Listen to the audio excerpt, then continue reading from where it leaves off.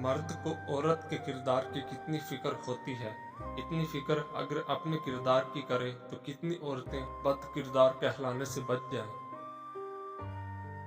یہ سچ ہے کہ عورت میں درد سہنے کی عادت ہے، مگر اس کا یہ مطلب بھی نہیں کہ وہ درد دیے جانے کی مستحق ہے۔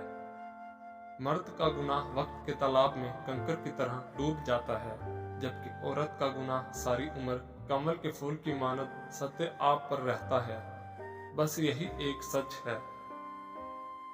عورت کے لیے ضروری ہے کہ گناہ کرنے سے پہلے وہ اپنے آپ پر ترس ضرور کھائے، کیونکہ گناہ کرنے والی عورت کو توبہ کے بعد بس اللہ معاف کرتا ہے، لوگ نہیں۔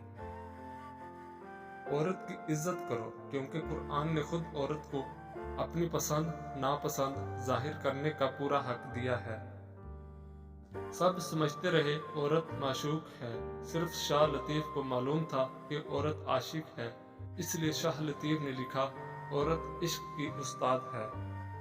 عورت تھی اس لیے غیرت کے نام پر قتل کر دی گئی، ورنہ بے غیرتی کے بڑے بڑے ریکارڈ تو اب بھی ہمارے معاشرے کے مردوں کے نام ہی ہیں۔ عورتیں اپنا فیصلہ خود نہیں لے سکتی، عورت اپنے لیے پسند کا ماحول نہیں بنا سکتی، عورت خود کو بے گناہ ثابت نہیں کر سکتی، سوائے اللہ پر معاملہ چھوڑنے کے۔ اپنی بیوی کو کبھی بھی دکھ نہ دیں، کیونکہ بیویوں کی دنیا بہت چھوٹی ہوتی ہے، اپنے شوہر سے شروع ہوتی ہے اور شوہر پر ہی ختم ہو جاتی ہے۔ عورت مرد کی امیری غریبی سے بالکل متاثر نہیں ہوتی، وہ تو بس اس بات سے متاثر ہو جاتی ہے کہ کوئی مرد اسے کتنی عزت دیتا ہے۔ کبھی ایسی عورت سے ناتا نہ توڑو جو تمہاری بہت سی خامیوں کو جانتی ہو اور پھر بھی تم سے پیار کرتی ہے۔ عورت کے بارے میں مشہور ہے کہ وہ راز نہیں رکھ سکتی، لیکن حقیقت یہ ہے کہ عورت کو راز رکھنا اگر نہ آتا تو کوئی بھی مرد سر اٹھا کر نہ جی سکتا۔ جب کوئی آپ کے متعلق سوچ رہا ہوتا ہے تو اس وقت یہ علامات ظاہر ہوتی ہیں۔ آپ کو ہر وقت اسی کے خیال آنے لگے تو وہ شخص آپ کے متعلق ہر وقت سوچ رہا ہوتا ہے۔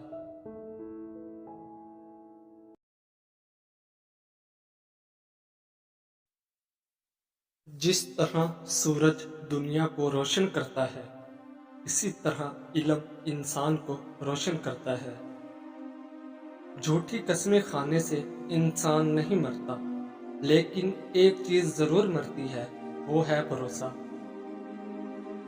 سائیکالوجی کے مطابق آپ کو اپنی بیوی کے ساتھ عزت سے پیش آنا چاہیے، کیونکہ آپ سے ہی آپ کا بیٹا سیکھے گا کہ عورت کے ساتھ کیسے برتاؤ کیا جاتا ہے، اور بیٹی سیکھے گی کہ مردوں سے کتنی امیدیں رکھنی ہیں۔ کسی بادشاہ کی حکمت کو جاننے کا پہلا طریقہ یہ ہے کہ اس کے ارد گرد کے لوگوں کو دیکھیں۔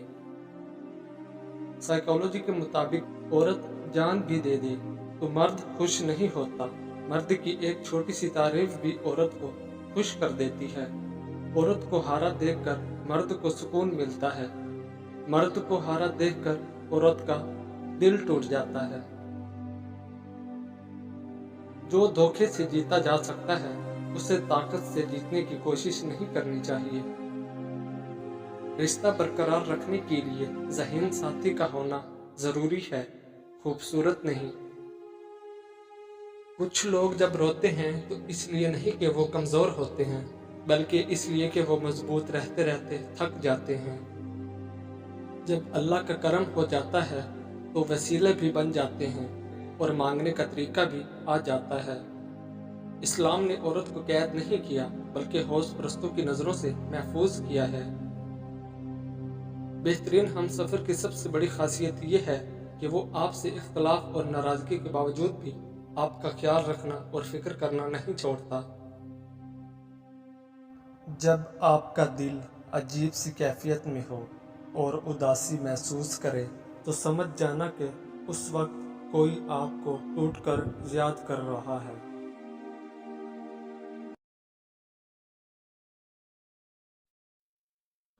ہر دوستی کے پیچھے کوئی نہ کوئی مفاد ہوتا ہے، مفادات کے بغیر کوئی دوستی نہیں ہوتی، یہ ایک کڑوا سچ ہے۔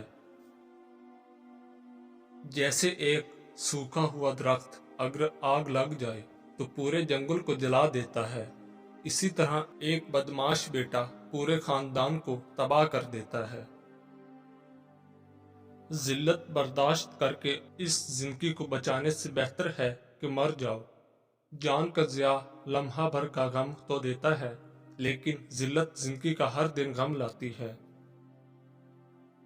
ایک دن میں جب آپ کو کوئی پریشانی نہیں آتی ہے، آپ یقین کر سکتے ہیں کہ آپ غلط راستے پر سفر کر رہے ہیں۔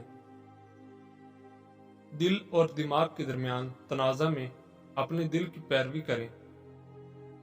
ایک وقت میں ایک کام کرو اور یہ کرتے وقت اپنی پوری روح کو اس میں ڈال دو، باقی سب کو چھوڑ کر۔ ہمیں ماضی کے بارے میں پریشان نہیں ہونا چاہیے اور نہ ہی ہمیں مستقبل کے بارے میں فکر مند ہونا چاہیے۔ سمجھدار لوگ صرف موجودہ لمحے کے ساتھ معاملہ کرتے ہیں۔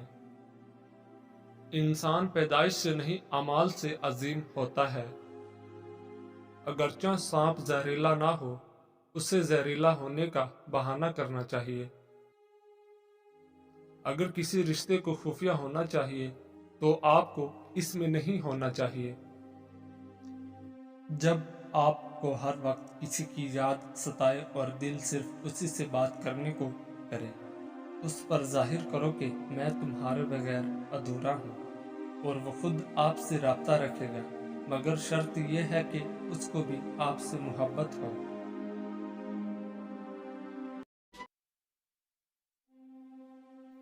لوگوں کے منہ بند کرنے سے بہتر ہے کہ کان بند کر لیں، زندگی بہتر ہو جائے گی۔ سچے انسان کو ہمیشہ جھوٹے انسان سے زیادہ صفائیاں دینی پڑتی ہیں۔ کسی کو ذلیل کرنے سے پہلے خود ذلیل ہونے کے لیے تیار رہیں، کیونکہ اللہ پاک کا ترازو صرف انصاف تولتا ہے۔ تنگ دماغ لوگوں کے ساتھ مسئلہ یہ ہوتا ہے کہ ان کا منہ ہمیشہ کھلا رہتا ہے۔ جب قسمت اور حالات دونوں ساتھ نہ دیں تو پھر ان کی بات سننی پڑتی ہے جن کی کوئی بھی نہیں سنتا۔ ایک معاشرہ تب ترقی کرتا ہے جب اس معاشرے کے بزرگ درخت لگاتے ہیں، حالانکہ وہ جانتے ہیں کہ وہ کبھی اس کے سائے میں نہیں بیٹھ سکیں گے۔ رسول اللہ صلی اللہ علیہ وآلہ وسلم نے ارشاد فرمایا، جو عورت اپنے خاوند کی اجازت کے بغیر گھر سے نکل جایا کرتی ہے، وہ گھر آنے تک یا خاوند کے راضی ہونے تک اللہ تعالیٰ کی ناراضگی میں رہتی ہے۔